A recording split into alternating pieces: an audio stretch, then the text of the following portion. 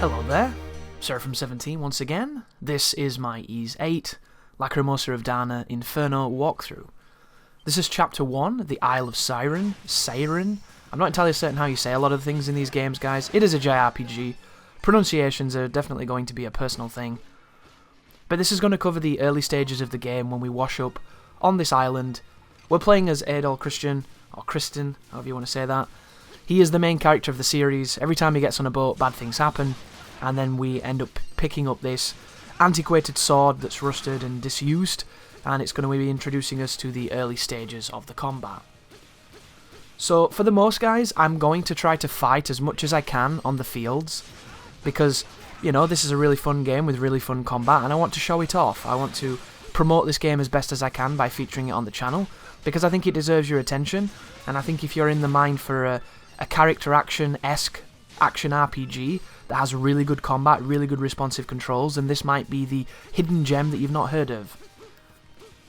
It might be a suicidal move to cover it on the channel. I have visions of these videos getting like 300 views, but I hope that the people that do engage with it really like it, because I love this game, guys. It's my game of the year by a large margin, because the joy I felt while playing it was up there with some of the stuff that I played when I was a kid. I had a really, really good time with this. However, Inferno difficulty, on the other Ys games, the internet seems to be a bit forthcoming with the information on where the differences are, but on this one, I can't seem to find any true information. The information for this game seems to be kind of lacking, and I appreciate that it's quite new compared to the other ones, but you would expect a lot more than you're going to get. Which is kind of interesting, because traditionally, the difficulty modifier makes the enemy have more HP, which is definitely a factor in Inferno in this game. It generally makes them higher level, which increases both their strength and their defense, which makes them more resilient and deal more damage, which I'm almost certain this does as well.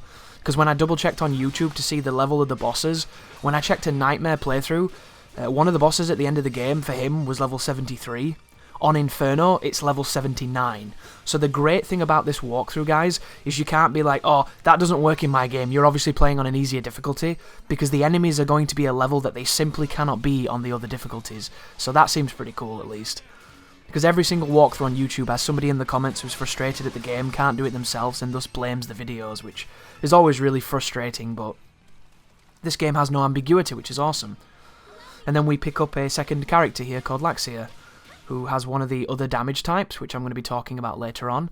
And now we're in the Calm Inlet, which is going to be introducing the Castaway Village later on. But that crystal that I just touched is both a save point and a refresh station, so it will give you HP and fill you up if you need to use it. Use it a lot, it's really handy. And the coolest factor about this game, guys, which you need to get on board with, is that you can save anywhere. So, essentially, at any moment, if you pause it, you can save it. The only times you can't do this is when you're in combat, for obvious reasons. You want to exploit this as much as you can, because it's going to mean that you don't have to do as big of a run back if you die. Because the thing that you're not going to really see evidence of in this run, or really experience the mercy of, I will die in 1 to 2 hits at all times for the entire game. So, the enemies that you've seen me fighting, if I wasn't guarding them and dodging them and attacking them and killing them, they would be doing a very, very, very good job of doing that to me.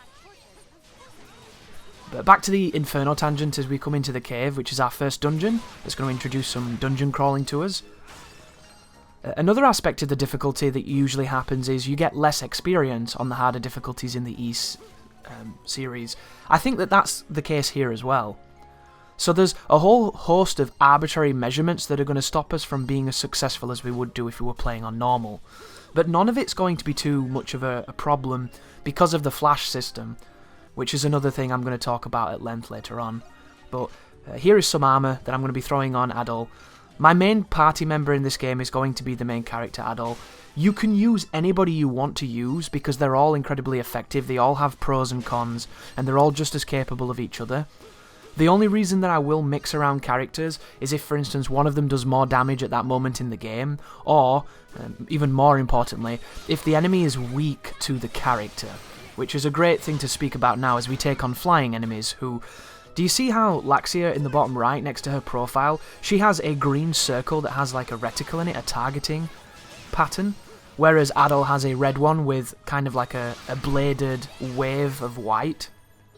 These signify the category that the character represents. Adol is red, which is slash.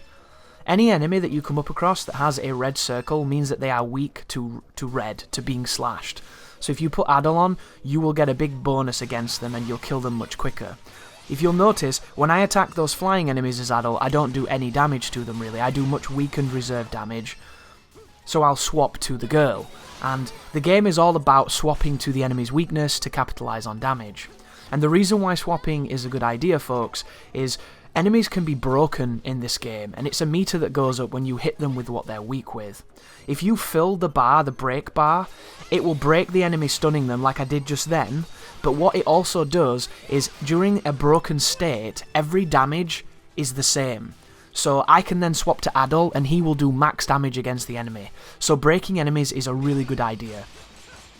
But this is the second boss. He's called Byfteriza. Not related to Mother Teresa, and not quite as peaceful or exploitative, depending on if you've read that Christopher Hitchens book.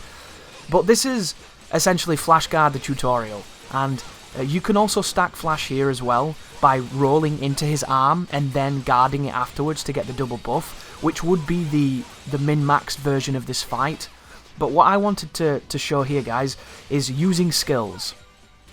Using skills is really important, and because this enemy is a higher level than us, and he's a damage sponge, I'm going to be spamming my skills repeatedly. So if you see me doing that spin that I keep doing with the blue effect, that means I'm using a skill.